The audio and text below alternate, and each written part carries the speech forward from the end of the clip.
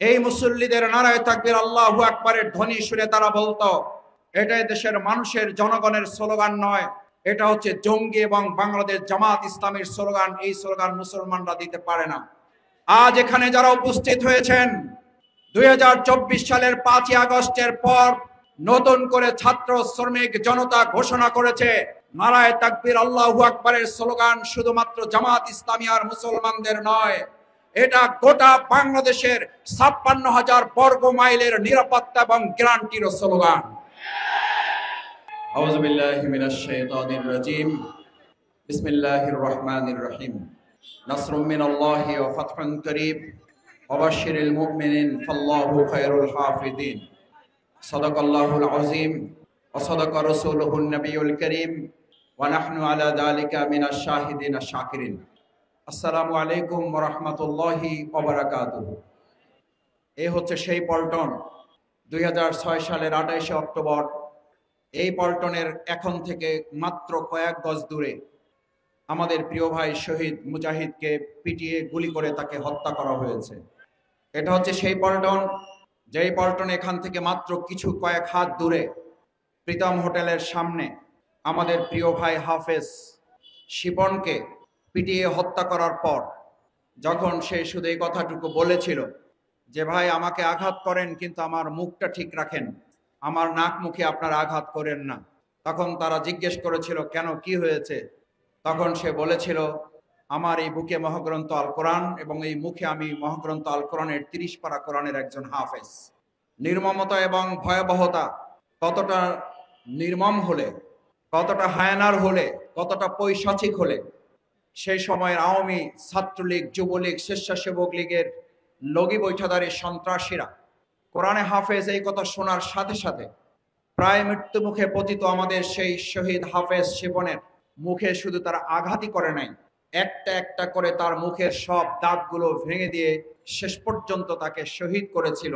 এটা সেই পল্টন, এটা সেই পল্টন যেই পল্টনে বিগত 15 বছর এখানে আমাদেরকে গুলি, টিয়ারসেল, বারুদের গন্ধ নিয়ে বসবাস করতে হয়েছে।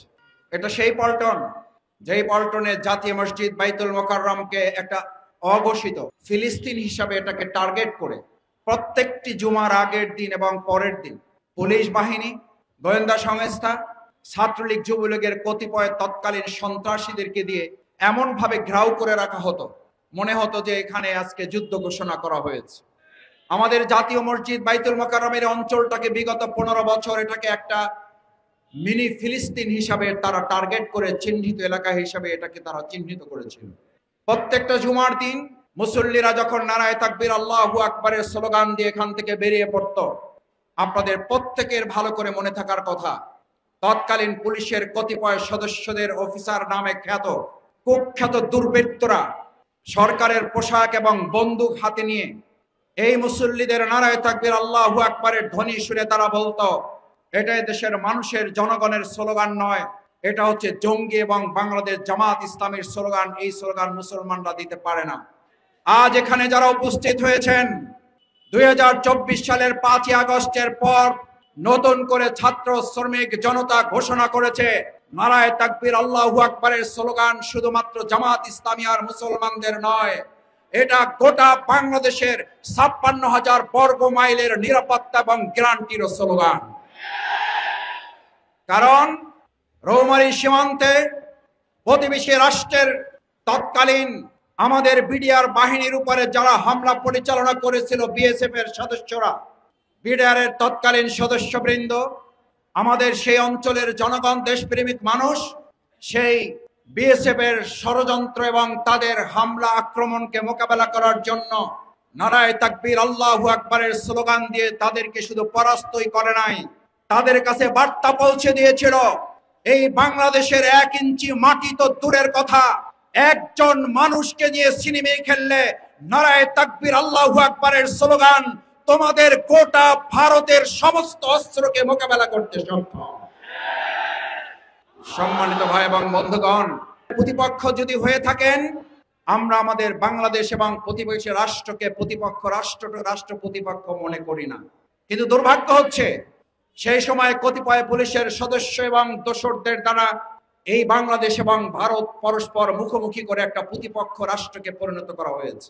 এটার জন্য আওয়ামী লীগ যেমন দায়ী, তার জন্য আওয়ামী লীগকে যারা প্রতিবেশী রাষ্ট্র থেকে লালন পালন করেছেন তার সবচেয়ে বড় প্রমাণ হচ্ছে গোটা পৃথিবী যখন খুনি হাসিনাকে ফ্যাসিস্ট এবং তাকে গণহত্যাকারী চিহ্নিত করেছে, আন্তর্জাতিক আদালত থেকে তার নামে যখন গ্রেপ্তারি পরোয়ানা জারি করা হয়েছে, এই গ্রেপ্তারি পরোয়ানা জারি করে একজন খুনিকে ওই রাষ্ট্র যখন আশ্রয় দেয় তখন একথা আবার নতুন করে প্রমাণিত হয় বাংলাদেশ এবং ভারত যতটা বন্ধুত্বের সম্পর্ক, তারা এই রাষ্ট্রের একটা দলের সাথে সম্পর্ক করে এদেশের জনগণ থেকে বিচ্ছিন্ন হয়ে জনগণের প্রতিপক্ষে তারা পরিণত হয়েছে। সম্মানিত ভাই এবং বন্ধুগণ, বাংলাদেশ জামাত ইসলামী এই পল্টনের গুরুত্বপূর্ণ এলাকাটাকে বিগত 15টা বছর আমরা এটাকে একটা পবিত্র জায়গা হিসাবে বাইতুল মোকাররম, আমাদের প্রিয় জায়গা জাতীয় প্রেস ক্লাব, আমাদের বাংলাদেশের গুরুত্বপূর্ণ হাট হিসাবে খ্যাত সেক্রেটারিয়েট, আমাদের প্রিয় ঢাকা বিশ্ববিদ্যালয়, আমাদের প্রিয় ঢাকা মেডিকেল, আমাদের প্রিয় বাংলাদেশ প্রকৌশল বিশ্ববিদ্যালয়, এরকম গুরুত্বপূর্ণ এলাকার একটি জায়গা হওয়ার কারণেই যারা আমাদের এই পল্টনকে নিয়ে বিগত 15 বছর সিনেমিনে খেলেছেন, আমাদের এখানে শহীদ মুজাহিদ, শহীদ হাফেজ শিপন এবং এই পাশের বিল্ডিং থেকে আমাদের ভাইকে ছাদ থেকে ফেলে দিয়ে হত্যা করা হয়েছে, পল্টনের 1 ইঞ্চি মাটিকে বাংলাদেশ জামাত ইসলামী দুর্বৃত্তের হাতে, সন্ত্রাসীদের হাতে, চাঁদাবাজদের হাতে আমরা ছেড়ে দেইনি। এটাকে নিরাপদ করে আমরা জনগণের কাছে হাতে রেখে দিয়েছি। আজ এই পল্টন, ঢাকার রাজধানী হচ্ছে পল্টন।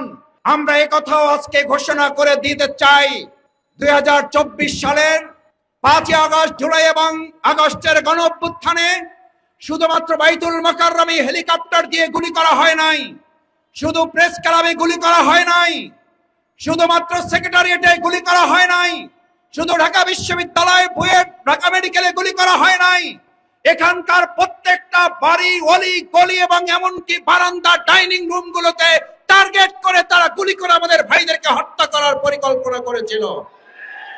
আর সেইখানেই এই পল্টনের মতো জায়গা থেকেই বাংলাদেশ জামাত ইসলামী ছাত্র জনতাকে সাথে করে নিয়ে এই মৎস্য ভবন থেকেই আজকের এই নেতৃত্ব স্লোগান তুলে সেদিন শাহবাগের চত্বরে গিয়ে প্রথম বাংলাদেশ জামাত ইসলামীর নেতৃত্বে শাহবাগে সেদিন ছাত্র জনতাকে সাথে নিয়ে আমরা নতুন স্বাধীনতা যোদ্ধার ঘোষণা করেছিলাম।